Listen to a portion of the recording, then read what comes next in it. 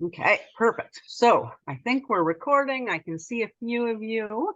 So yeah, let's get going. Let's have some fun. So it feels like forever. And I looked back and it's actually only been 5 weeks since our last round pen, but I love these live round pens. I think it's really a fun way to be able to connect, to see, each of you professionals in the field and just kind of see what's going on out there. So thanks for showing up live. I say this every single time.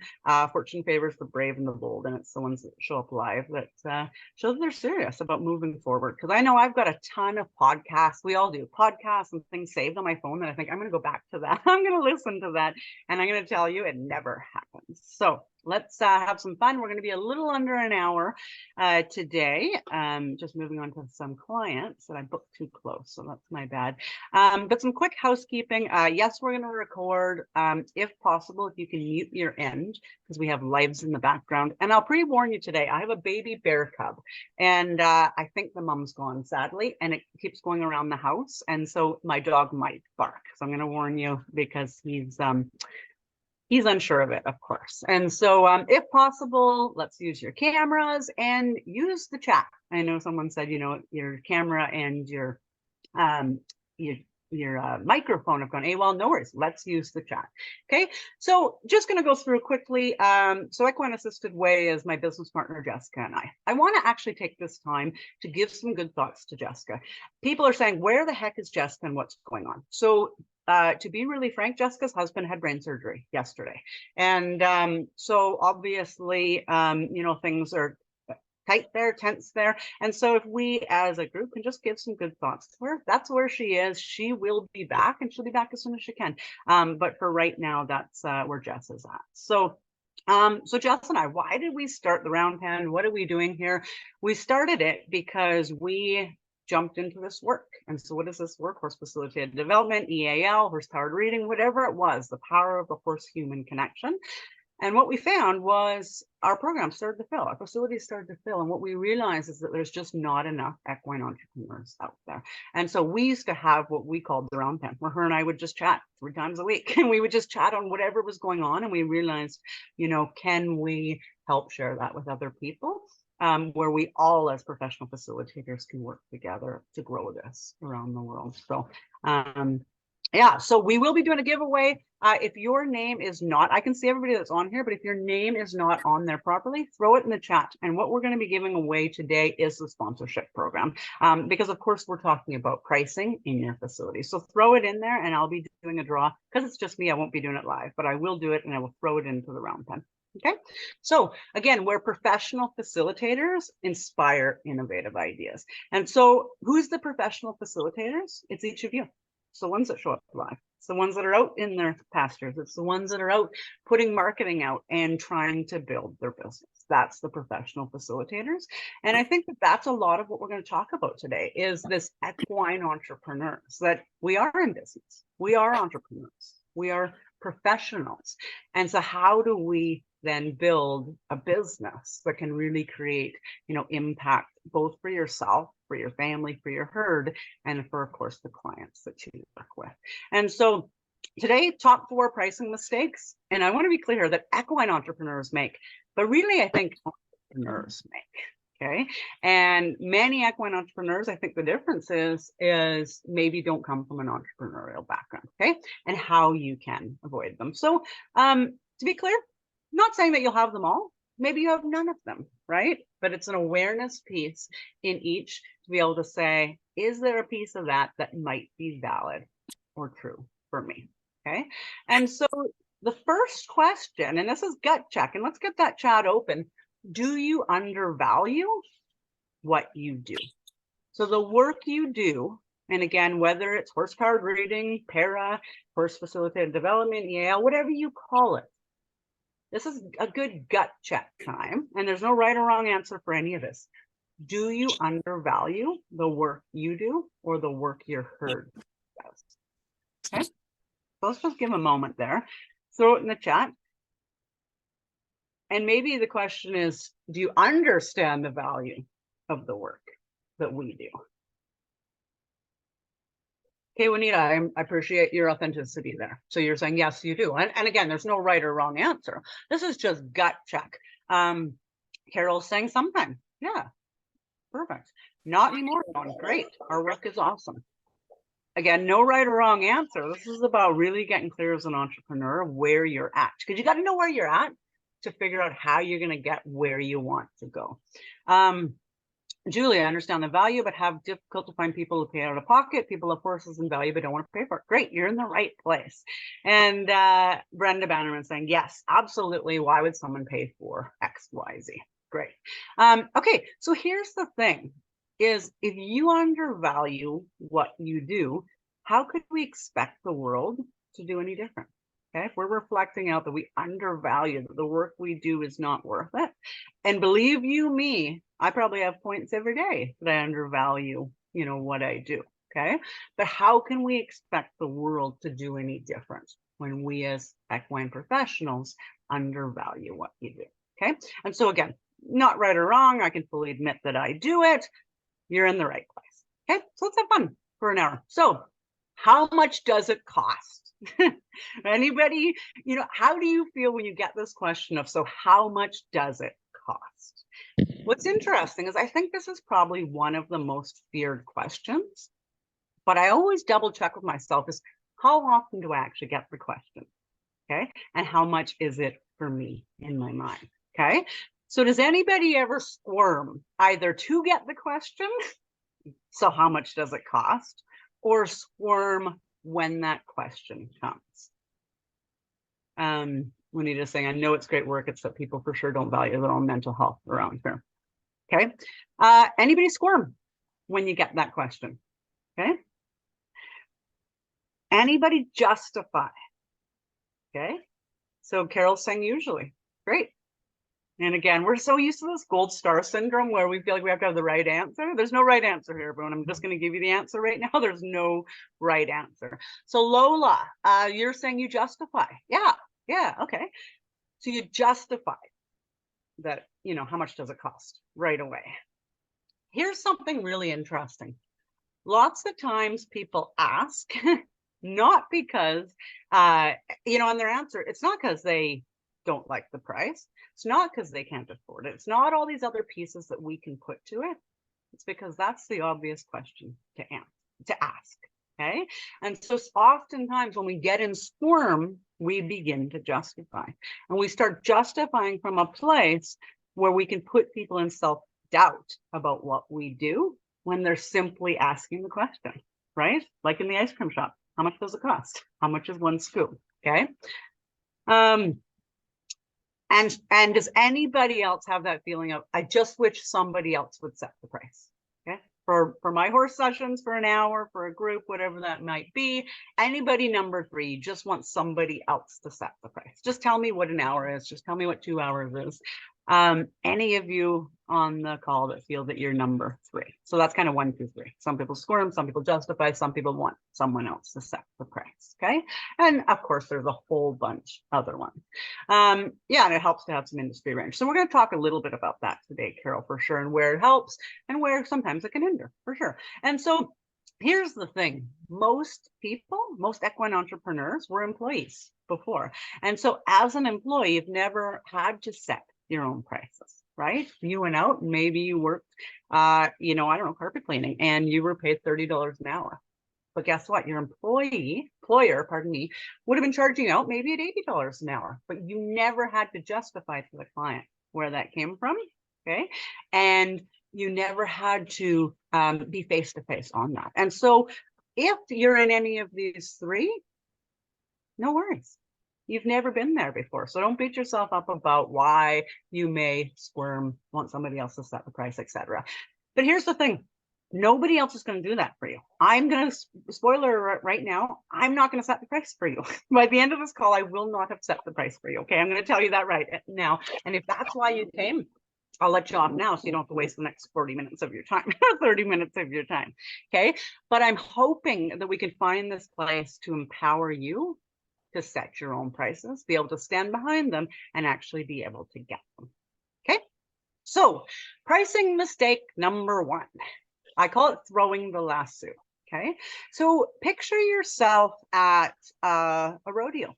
Picture yourself at a mall. Picture yourself at a school or community services, wherever that place is. And maybe you're going to go talk about what you do. Okay. And you throw a big old lasso out. Okay. So again, a mall is a great place. It's got everybody in it. Throw a big old lasso out and it catches 50 people into that lasso. Okay. In that lasso of 50 people, there's going to be all sorts of people with all sorts of money beliefs. Some are going to be positive and encouraging. Some are going to be really limiting. Some are going to absolutely not believe in horse work. And some are going to have experiences that were so freaking profound that they believe you could charge absolutely anything and the value would be there. Okay. And so the problem with the lasso and with people's money beliefs, I wear sunglasses today. These sunglasses are tinted green. Okay. Let's say these are my money beliefs that I wear. These come back to when I was a child, when I grew up, what my parents said about money, my past beliefs, my past experiences around money. Okay. And if my, again, view through my glasses were, you know, you told me I charge $500 an hour. I'm just throwing numbers out. I could go, whoa, are you kidding me? $500 an hour? I wouldn't pay $500 an hour for absolutely anything. There's absolutely nothing based on my sunglasses that I wear, absolutely nothing that I would ever pay for that. Okay. But let's say my money beliefs, again, was that person who had really good experience with horse development. And I saw absolutely outrageous results with my son on the autism spectrum. Okay. And a friend of mine came and said, hey, what, you know, this is out there. Is it worth it? And my sunglasses are telling me absolutely 100%, whatever that number was, it's worth it. But we all wear different. Okay. So some support, some don't. And so who is in your lasso? So let's type it up. When you lasso out and the people in your world that you have asked maybe about how much should I charge? How long should it be? Who are the people? Is it parents? Is it peers? Is it accountants, lawyers, friends? Who are the people? Let's sort of in there. Who are the people in your lasso that you're taking money advice in your business on right now? Throw it in there. Where are you getting it from? Who's in your lasso?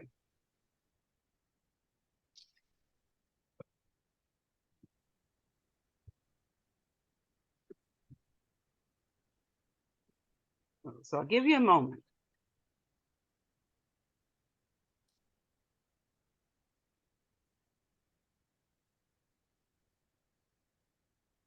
And of course, there's a lot of people in there.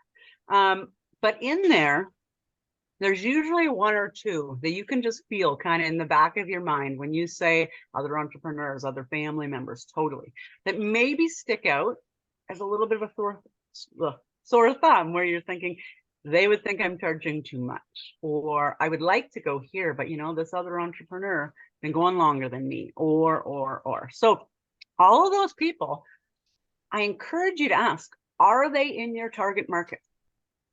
In the people you are either currently working with or want to be working with in your target market, who's in that lasso? Okay. Are these people that are telling you what you should or shouldn't charge in your zone of genius, in your niche, in the people that you can provide along with your incredible herd the most impact with? Okay. Carol's saying I mostly work with schools, local organizations, other than retreats. So there's a set price I charge for the first, and then guess at the other pricing. I love that you said guess at the other pricing, Carol. We're going to talk about that later. Okay. And so the people in your lasso, I want to be really, really clear. As an entrepreneur, you've got to be clear on who you are. If the people that are telling you what to charge or not to charge in that lasso are not in your target market, who gives a rip on what they think you should charge? Okay. The second one, are they in your zone of genius? Are they people that you actually, if you were working with them, could help provide tangible results with? Because again, if not, they're not your zone. They're not your people. We have to get that backbone of not giving a rip of what people who are not in our target market think about the pricing that we have for our target market. And here's question number 2. Of the people in your lasso that you're taking pricing advice from, are they currently in the market for what you do? Okay. Are they currently? Let's talk about real estate for a sec. The real estate market changes so quickly. If you're not currently in the market for a home, it's hard to have a say on worth or value because you're not currently needing somewhere to live. You're not currently thinking about spending the money. Okay. And so really, really important questions when you look at worth and value. Are they in your zone? So we need to say no. Okay. We can't give a rip about what people think that aren't in our zone. And number 2, are they currently? Because the market changes quick. Okay. So let's talk about eggs. I like to talk about eggs because they're so expensive right now in worth value conversation in my world. Why do I say that? Because where I live, eggs are like $9 a dozen for free range eggs. But we have chickens on our ranch. Okay. So for me, the chicken eggs that we have, we appreciate, we don't pay. So when I see it for $9 a dozen, I think, oh my gosh, that is so expensive because I'm not currently in the market for eggs. Okay. $9 a dozen, that is outrageously expensive. But imagine for a moment, I was a vegetarian and I don't have chicken and I have eggs as my source of protein. Okay. And so I look at a dozen eggs and I go, oh my gosh, that could last me 4 days as my source of protein. $3, well, not even $3, pardon me, $2 a day. $2 a day, $2.50 a day. It's cheap. Worth and value are different to different people, depending if it's the target market and they're currently in the market. Make sense, people? Does that help a little bit? Okay. Competitors, peers. So that's another place we look in our lasso. What's everybody else doing? Okay. Carol brought this up. Nothing wrong, maybe to a point, in seeing what everybody else in your neighboring town, your neighboring area, your neighboring country are doing. Here's the thing. When I started, there was a barn down the road, and not down the road. They're actually half an hour away. They're 2 minutes from the closest town to me. I'm 30 minutes from the closest town. So I could easily start, which is what I did, comparing in my lasso. Well, in my lasso is them. And they do Chris Irwin, and they have a dude ranch, and they were charging $35 for riding lessons. Okay. And for a while, I was in the same lasso in my mind, that in my lasso of that riding barn that had a beautiful place and a covered arena and all of those pieces that I did not have, that we were in the same lasso. The promise of teaching someone to ride and the promise of transformation and growth is 2 different things. That was the place I had to come with, to realize that if I'm going to compete face-to-face, one-on-one with in the same arena, then you have to look at pricing. If you realize that what you do is different and what you bring to the table is unique, you're no longer in the same lasso as those competitors and peers. This is Kimberly Brighton. She owns, it's called Sedona Horse Medicine in Arizona. And I almost fell off my table one day when she said, Tamara, I pay it was either $35 or $37 US dollars for a square bale of hay. So that would be like $50 Canadian. And I know we're from all around the world for a 1 square bale of hay. Then she told me I charged $222 for a 1-hour session. Again, it's relative. Okay. And so is that expensive? Is it cheap? I have no idea. But what I do know is that people come to her facility and pay and get phenomenal results that we're really, really happy with. I also know that I pay that same amount for an 800-pound round bale. We're not all in the same zone, okay? It's all different. So then we talk about when we look at competitors and peers, does anybody compare yourself to other people's experience, how long they've been doing this work, and feel that you need to undervalue yourself a little bit, underprice it from there because you haven't been doing it for 15 or 20 years? Anyone? What sort of thing? Does that anybody do that? Do you price based on your time versus the competitor and peer? Yeah, Brenda's saying sure. Yeah, that would be the natural thing, right? We feel like, yeah, the other people have been doing it for this long. I want to empower you at this place. 2 things. Not all, if you look at any professional, we're not all created equal. And so there's definitely people doing this work that have been doing it so long and are not doing, not coming up with new ways. They're no longer excited about this work. That are in my world, I always say 1 foot in the grave, 1 foot on a banana peel. They're dragging themselves down there. They're not excited. They're not interested. But from this theory of in our lasso, they've been doing it for a long time, holds us back and elevates them up. Are they better at you than what you do? Absolutely not. But I'm going to empower you to realize that this work is not just about horse facilitated development, or again, whatever you call it. Go back into your past. What are the things that you have done in your life that brings you to this place of being ready right now? Okay. And a lot of this is going to be tied to your zone of genius or your niche or the people that you can work with. It's that coaching one step ahead of where you just were. Okay. But what is it? Let's start in chat. What have you done in your past? What are the experiences you have that elevate you in the work you do in horse facilitated development, or in EAL, or in para, or in horse powered reading? What is all accumulative? So let's just throw out some ideas. Maybe you're a mom of 4. Actually, I'm going to put Brenda on the line. She homeschooled her children.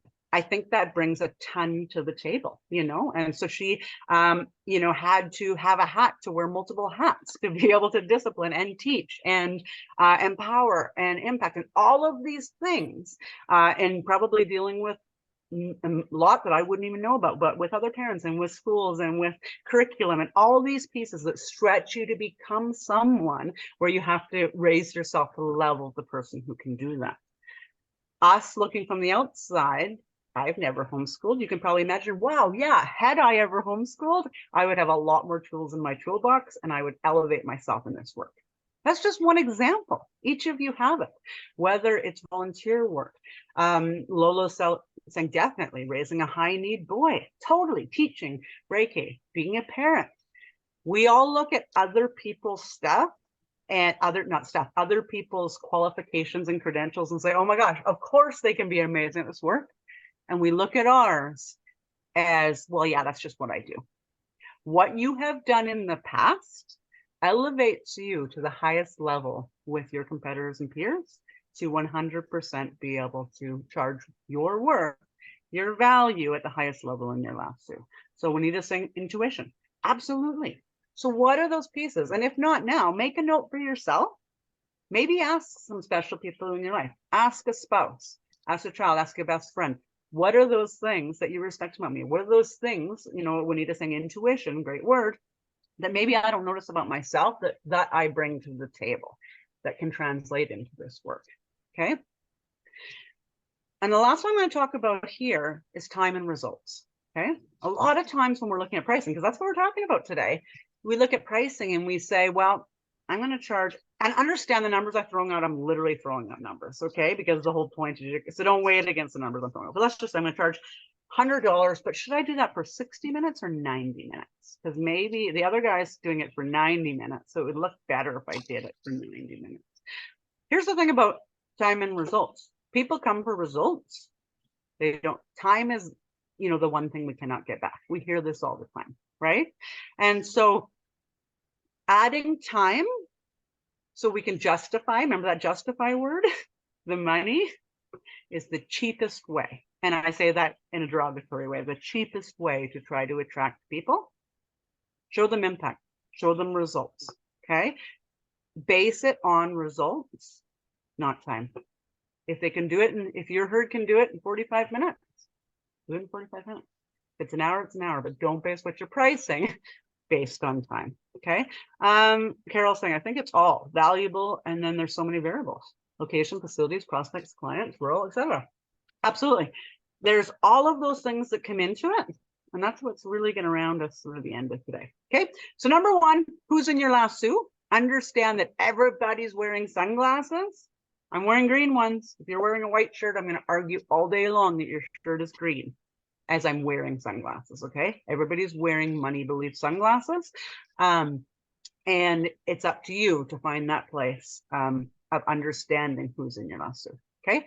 So number two, mistake we see undercharging, therefore feeling the need to over deliver. So again, question for the chat. Do you find it, the first half of the question is, do you find it hard to accept money from clients? Okay. Do you find it hard to accept money from clients? Let's throw that in chat.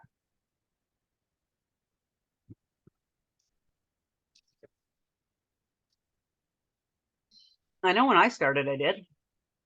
Kelly, no, fantastic. And again, if you say yes, I'm going to say fantastic. This is just your answer. Do you find it hard to? No, not anymore. Worked on it. Awesome. Okay. There are times when I feel a little guilt. Okay, great. And so the second part of the question, do you find it hard to take money from clients? And if you do, you immediately try to think how you can pad to it to make it, quote, worth it for them. Okay, you start to think, oh, well, if I give them a notebook or if I, I don't know what it is. If it's 60 minutes and I just give them 90, then I'm okay with that. Or. So yeah, Juanita's saying she's done that. Okay.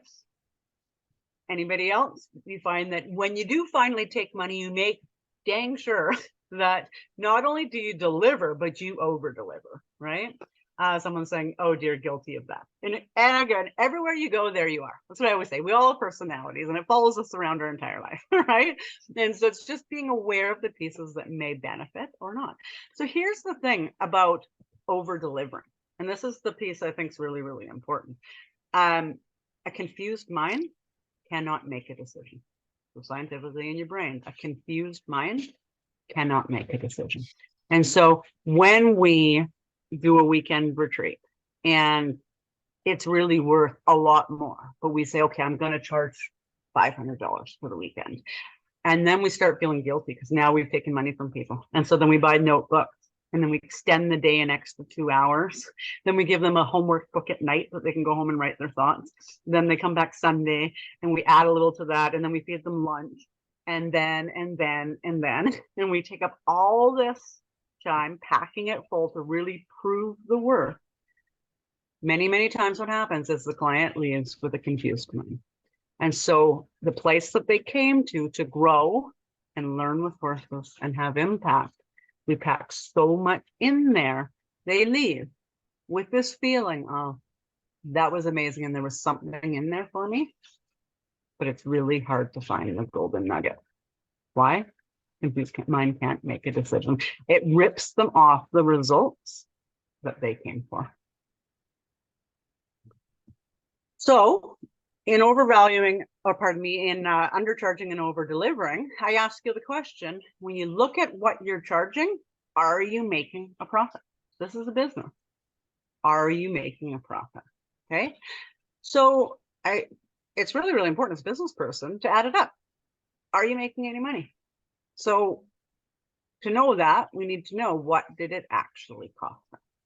Okay. So in undercharging, over delivering, how much was that journal? How much was the lunch we put on? How much was, the feed for the horses? All of those pieces. But I ask you a really important question. When you're figuring that out, how much did you pay yourself? How much did you pay yourself? Okay. Anybody factor that in when you're figuring out how much to charge? And then I go one step further.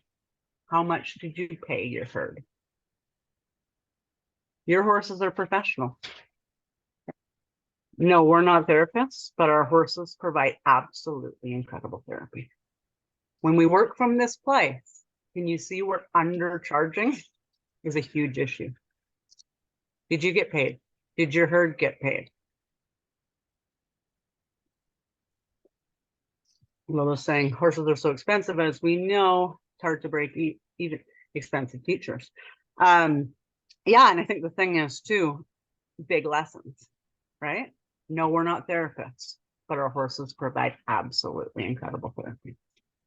When you hold yourself to that level of the transformation results that your herd can provide, that's what people are looking for.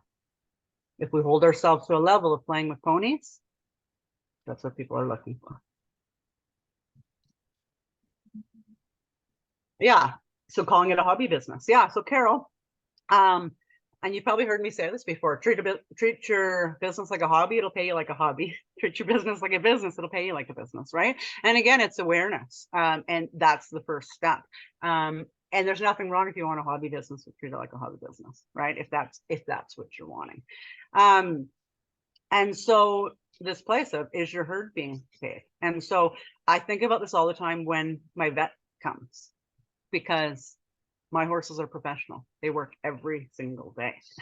And so as professionals, I steward, I mean, for other reasons as well, but they need to be stewarded at the highest possible level. Well, guess what? When I had one go down this year, and I mean, I cannot imagine how much I actually spent on her, because this would be the other side. But guess what? She works all the time. I charge out. I make sure they are paid. And so when you have to call the vet, and I think she went in for like 6 rounds of blood in the last year, they're professionals. They work. And so that's the point. You can steward your horses when you're actually charging the value that is brought to the table. Okay. And so, so much of this is self-worth. And that's why I bring up that piece of, are you paying yourself? Because many of you might be thinking, well, I can pay my herd, but I don't pay myself. Well, guess what? When we don't take care of ourselves, when we don't pay ourselves, when we're not moving forward, we're not building, the next thing coming down the pipe is the big B, which is burnout. Okay. You start dreading going on to the pasture when you're exhausted all the time. And so I always say, don't, self-worth is a really big piece in this. So number one, throwing the lasso, asking everybody around you for pricing. There's a ton of pitfalls in there. Number two, undercharging, over-delivering. You're doing nothing but moving yourself towards burnout. And that's a scary place. Number three, and I think this is something that many of us get caught in, and it's working for free for too long. Okay, anybody guilty of that? And again, let's hear it. And some of you may say, I've never worked for free. I see a hand up from Brenda. I can't see everybody, so I apologize. I can only see a few people on my screen. Dawn Roberts is saying, yep, definitely. Anybody else work for free or working for free for too long? And I do believe there's places to work for free, and I'm going to talk about that. But just give you a sec in the chat there. Yeah, pitfall number three, working for free for too long. And I have a famous story I might tell in a little bit, but I mean, I worked for free for like 15 sessions for somebody, and, so I want to be clear that, I see these because I've done them, right? And when you just started by charging too little, Tina's saying, yeah, definitely. So when, here's the thing is at some point, you need to decide you're worth it, that you're good enough, that what you do is impactful, because no one's going to do that for you. Okay. And I will talk about when I think it's really important to work for free or appropriate to work for free. But I call this the gold star syndrome. When we were kids, think back to grade school when you were really, really little. And if you did like your spelling right in between the lines, they put a little gold star at the end, right?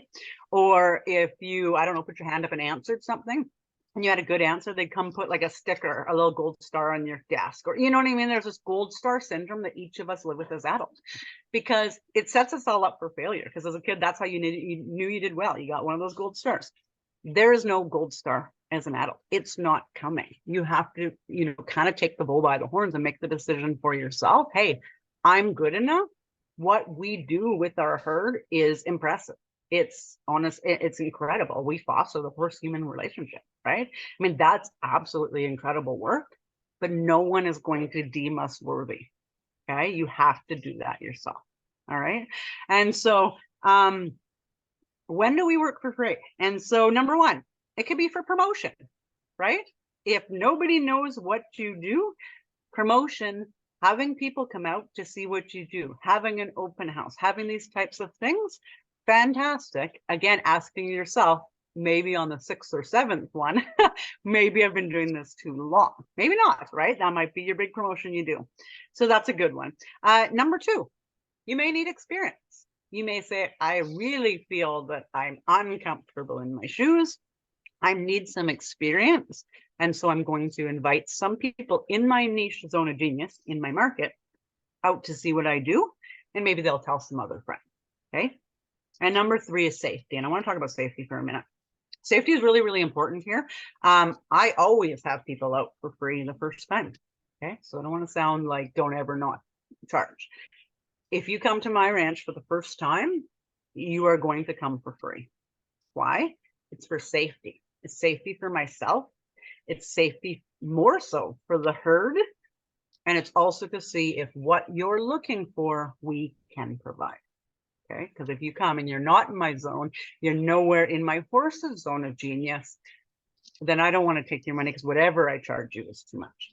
Okay, but the safety piece is people who come that are not safe people for me to be around.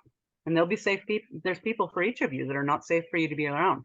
But if you took their money, there is a concern for me that now I need to deliver something.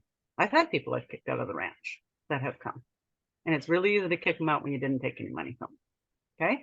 And number two, is it safe for your herd? Are they people that are safe for your herd to be around? Okay. Carol's saying she used to do that, but now she charges an info rate. Great. This is a piece of the line in your business. So again, I give you a lot of examples. You take the ones that are congruent for you and understand you're a professional. So you keep the ones that are congruent for you as well. And you leave the rest. Okay. And so in that promote, in that experience, in that safety, keeping an ear out for, I'm also looking for business, right? And so when people come to that safety, meet the herd or walk and talk or whatever you call it, the interesting piece is, I mean, of the people that I didn't kick out, which is a very small amount, 100% of those people came back and paid for sessions. Why? Because the work we do is experiential. So there is a fine line for us because we all know when people say, well, what do you do? We can get tongue-tied and, well, horses and humans and, you know, kind of get in this tongue-tied place when the answer is you really have to come out and feel it, experience it for yourself. It's experiential work. And so this working for free, the too long is, okay. And so if you're caught in this place of experience, just ask yourself, am I one or two steps away from feeling comfortable? And if the answer is yes, do it now. Start charging now. Start telling people now what you do. Start advertising out what you do. If you can coach one step ahead of where you just were, it's the most powerful place for impact and growth for a client. When you just saying some of your horses love kids and some love adults, different zones. Yeah. So knowing that you don't put them into a situation that is either not safe for them or uncomfortable for them. And so the last piece on working for free too long is we appreciate what we pay for. We appreciate what we pay for. I have been asked on multiple occasions, but three come to mind, to come and demo a course for somebody who was putting it on. So come in the group, do the course, give me feedback at the end. I don't want you to pay for it. I never finished one of those courses. Is it because they weren't good courses? Nope. It's because we appreciate what we pay for. Okay? We appreciate what we pay for. We also, as facilitators and business people, hold ourselves at a very high level of accountability when people are paying and coming with whatever your message of expectation was for that person. Okay. So number one, pricing around throwing the lasso and taking everybody else's money beliefs. Number two, undercharging, overvaluing, undercharging, over delivering, and confusing people's minds. Number three, working for too long, thinking there's a gold star, thinking that if we do all this, one day we'll be worthy and then we can charge. One day is today, and I grant you the gold star today. Okay. And number four, this big fear that we all have. You charge what? Ouch. Right? Anybody, let's be honest here. Does anybody have that feeling of when someone says, hey, what do you charge? That they're gonna, kind of react that way of like, what? That's insane. Ouch. Who do you think you are? Anybody have that? And again, I'll give you a moment here, but I think that it's natural, right? Tina's saying yes. Some of you will say no, I've worked through that. Some of you, maybe the answer is no, because again, we all wear different money sunglasses, which is coming from who knows where a long time ago, probably for most of us. But Tina's saying yes. That place of like, I can't afford. Oh yeah, perfect. It's coming in now. Dawn, I've had the blank look. And what's interesting, I love that you said that, Dawn. We jump in and think the blank look is about the amount. Who knows what the blank look was about? Maybe the blank look is thinking, I really want to do this, but the taxes are coming up. So maybe I could pull it out of this other account that I have. Or it might be my ex-husband pays for the activities and he's in Afghanistan right now. How am I going to get a hold of him? Like, we don't know what the blank look is, right? Blank look might be, oh gosh, that's so cheap. I wonder if it's actually good value. Like, we don't know, but we all jump to this place of what that could be, right? Give me a second. I want to go back to the chat here and say, so Tina said, yes, Brenda Manor, only that I will say that to myself. Right. Yeah. Carol, yes, I do compare sometimes with other professionals, accountants, plumbers, mechanics. And it's funny you say that, a mechanic that is incredible is worth their weight in gold. A mechanic that you go to and comes back and says, I don't really know what's wrong with the car, right? We pay different things, right? I would say we all didn't graduate at the top of our class. So again, it's what do you do? And if you can provide that piece that people are looking for, the money becomes secondary, okay? It's the piece, the missing piece for them in their life. Fake lashes, but won't deal for mental health. And again, these are all blocks because you're going to look at some of these and say, I don't believe that at all. Great. We all have our own beliefs, right? You know what that means. I think I missed that, Dawn. But okay. Leaking faucet is hard to ignore. Society ignores mental health services.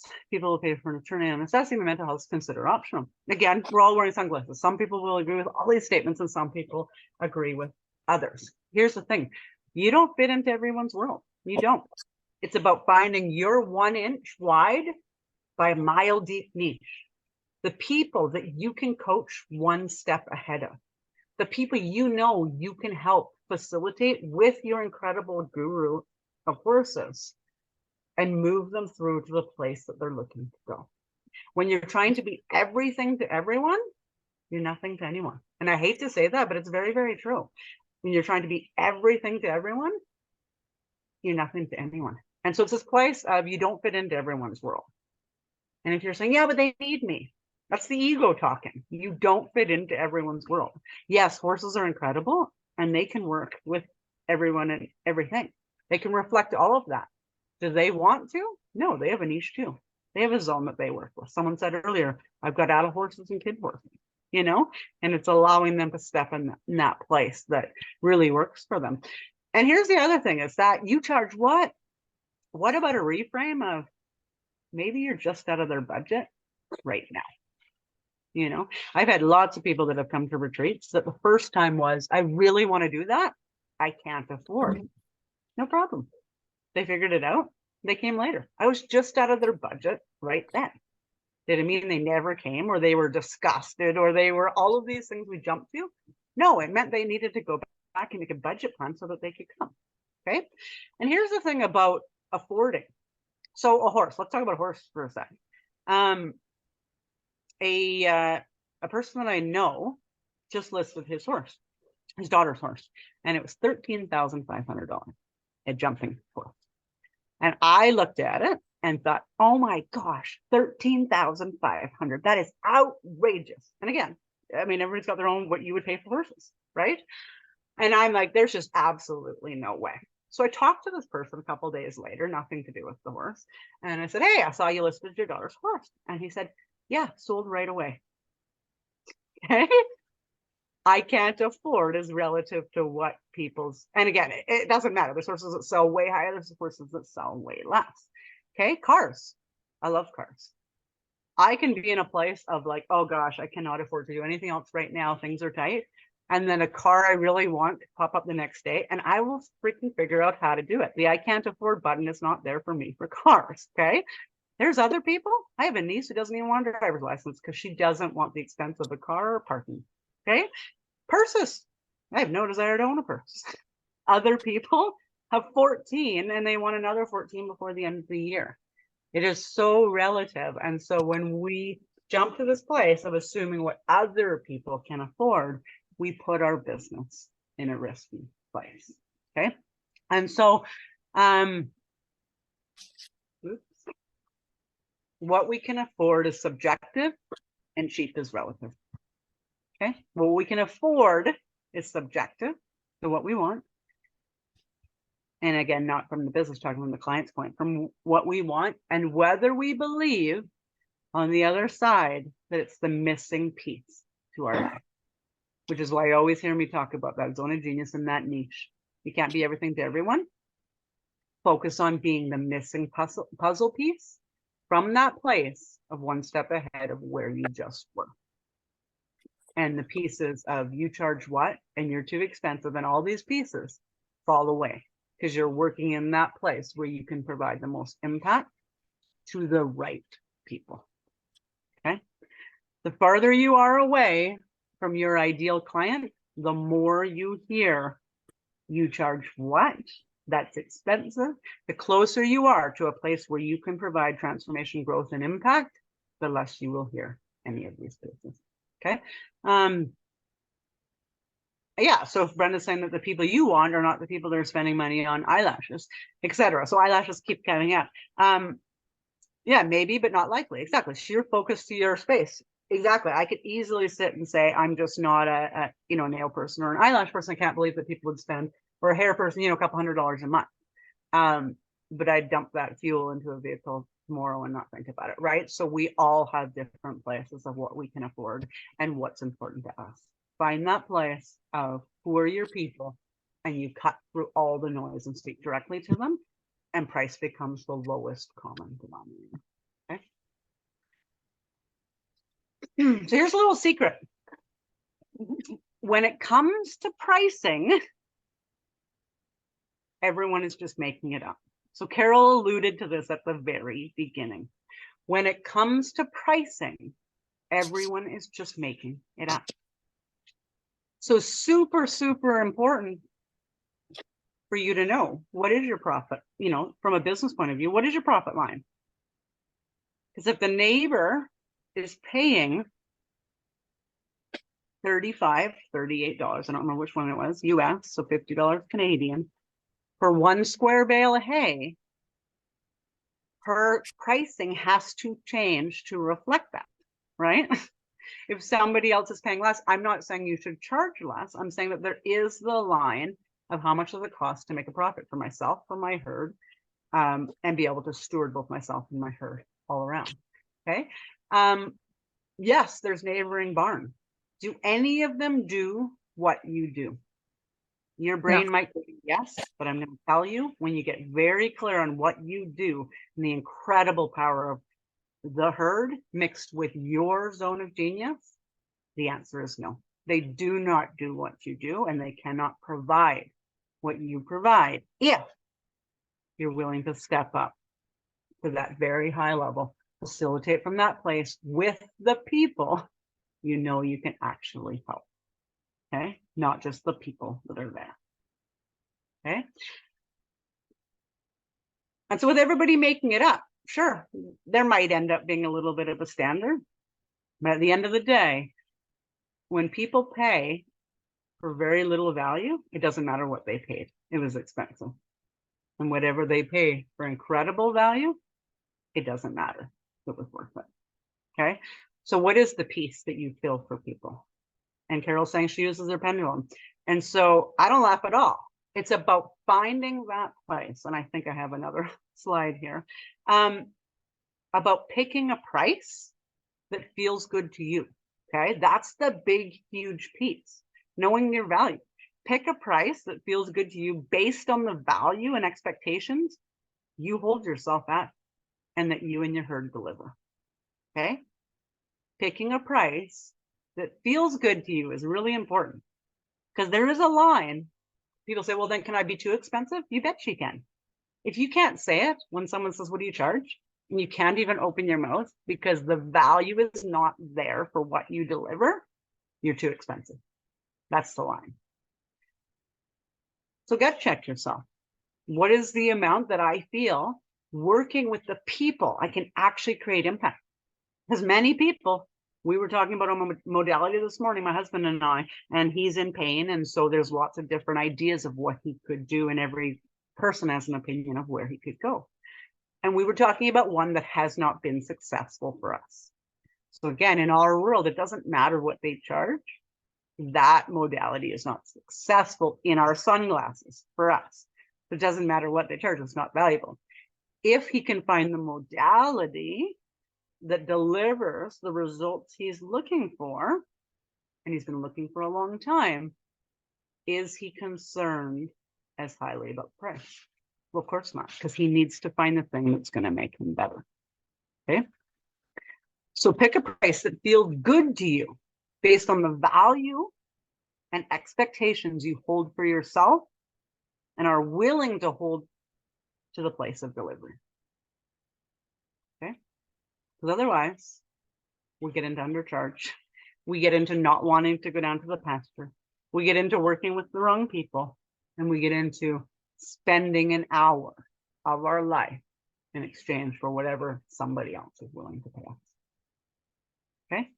And so it's hard to show up when you're not being paid well. It's hard to show up when you're working with the wrong people. Hard to kind of be cooking with gas when it's the wrong. But the entire opposite is out there for us. Finding that place of the right people, the right impact, where your herd starts working at their top level. Because we're all working on that missing piece that we know we can deliver. So the last piece I'll say here is to fight for your opportunities and not your obstacles. It's easy to say at this place, hey, Brenda, I see a question around. So it's really easy at this place to say, but I live in a tiny little town. I have no covered arena. Nobody around me wants to pay for X. All of these people. And my question is, are you fighting as hard for your opportunities? We have so much opportunity in horse facilitated work. We are not therapists, but our horses provide absolutely incredible therapy. I will stand by that to the bitter end. Why? Because I've seen the results. And so when you're working from this place of opportunity, of the world does not know horse facilitated therapy or horse facilitated development or whatever it is that you do, the world is looking for this. When people don't pay, don't want to, feel that they need all these other things, I always say, go back to this place, because we all have obstacles. We live somewhere very cold. We work in any cold. We use it as the opportunity of moving through that place. That's hard to find your strengths, right? We live in a very small place. People come from all over the world to come here. Why? Because they get results. Are we any different than you? Not at all. The only difference is we fight for our opportunities, not our obstacles. Okay. So Brenda's saying, at what point do we decide we are charging might be too high? Like a well thought out price we feel good about, but not getting any clients. Should we consider lowering the price? So I'd ask yourself the gut check. Is it the price or is it a different block? I think I would price personally at, and again, I hate even saying that because it's this idea of finding your own place. But what I was going to say is find that highest place that you feel there's incredible value, that there's impact, where somebody is walking away, where, even though you may feel it's your highest price, it is super valuable to them and they're coming back. So again, it's not coming back from the eyes of you saying, well, it's cheap enough that they'll come back. It's the impact delivered to them was so high. And so if you're saying, in your question, Brenda, I think it's a gut check to, am I marketing? Am I talking to the right people? Am I working within my zone? Am I putting out enough information? Inviting enough people out? Talking about what I do, all those pieces. If you're doing all that and in the back of your mind going, I'm charging too much, then I would look at it. But 9 times out of 10, I find it's that we're holding ourselves back for another reason. We're not talking to enough people to have them out. So, and if you want to chat more on that, we can do that. So I encourage you to fight for your opportunities. People are looking. You have the key to someone's lock, but holding ourselves back on pricing or what everybody else, and again, the lasso analogy, what everybody else thinks doesn't allow other people the growth that they're looking for. And guess what? They skip by you and they go to the next place that's offering the piece that they're looking for. So when it comes to pricing, everyone's making it up. Understand you're in business. You have to steward horses. You have to steward yourself and keep yourself at the highest possible level so that you can continue to do this going forward. So provide the results and people show up. Get really, really clear on your 1 inch wide by a mile deep. Who are the people you can help? And then take inspired action. Okay. So when we're pricing, if the people in your lasso are not your target market, number one, or number two, actually looking to purchase what you have right now, their opinion is not valid. Are they in your target market and actually right now looking to purchase what you do? You gotta let that go. If you're undercharging to over deliver, you are on your way to burnout 100% all the time. And what happens is we leave our clients in a place of confusion. A confused mind cannot make a decision. Okay, giving them so much that they leave going, there was something to that, but I don't know what the punchline is over delivering. Confused mind can't make a decision. Less becomes more. Working for free for too long, this is a gut check for all of us. Do it when you feel when you feel like you're 2 steps away. I'm close. I just need a little more experience. You're ready. Take it as the gold star. It's time to step out. And lastly, you charge what? Affordability is relative to what you provide. Okay, get very, very clear on who your people are and how you can help them. Hold yourself to that incredibly high standard, because your herd will step up every single time. It's us and our ego that gets in the way. Okay? So I hope you found some help. I apologize that I'm not going to tell you what to charge, but you know what it is. Hold yourself to a very high level of accountability, make a decision, stick to it, and raise your rates every 6 months. I always do. Okay. So thanks for showing up. I will do that drive. Got everybody in here. Our next round pen is going to be December 5th. Same time. It's always the same time. And the reason being is because we have so many time zones. So last thing I just want to throw in the chat, your win for the week. I think it's really, really important as a group to celebrate your successes. And your success could be anything from I showed up today, even though I got too much going on in my life. Could be something with your herd. It could be something with your family. Would love to know in the chat, because I think it's really, really important that we support each other. What is your success that we can help you celebrate today? So go ahead, take a moment, get it in the chat. And as always, thanks for showing up live.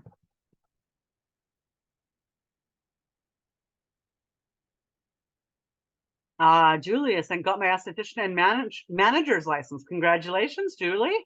Azure D is saying, making it to the call. Fantastic. Brenda Bannerman saying, showing up today to invest my time and thought into my business. Huge. Love the word invest, because it's so, so true. You know, that's that one piece of, again, time and results. Don't take people's time that isn't needed for the results to try to pad our value. Natalia started my website. Fantastic. Congratulations. The start can be the piece, right? That can be just so freaking hard sometimes. Juanita, hey, I've been thinking about this, Juanita, for myself and meditating again. Totally. And that pure unbiased place for yourself. Good for you, Juanita. Oh, someone said remembering the Zoom, I think.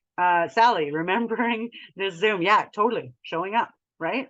You all could be somewhere else. Had several very thrilled kids, pardon me, enjoy the horses this past weekend. I love it. I love it. Wrote the first program in my own curriculum book. Tina, congratulations. That is massive. Dawn, my win this week was hearing a client say I had the best day ever, a 9-year-old. Yeah, don't ever undervalue this incredible work we do. The best day ever. You know, I think we're the fortunate ones that get to live and work and play with horses, and we can't underestimate the power of this work. And so the best day ever. Congratulations, everyone. Thanks for showing up. And if you have something specific burning that you want for the next round pen, shoot me a message. I have not decided yeah, what we're going to do next. And Kelly, you're absolutely right. We're super fortunate. So whatever you're doing, make it a great day, and nice to see everyone's faces. Thanks for showing up.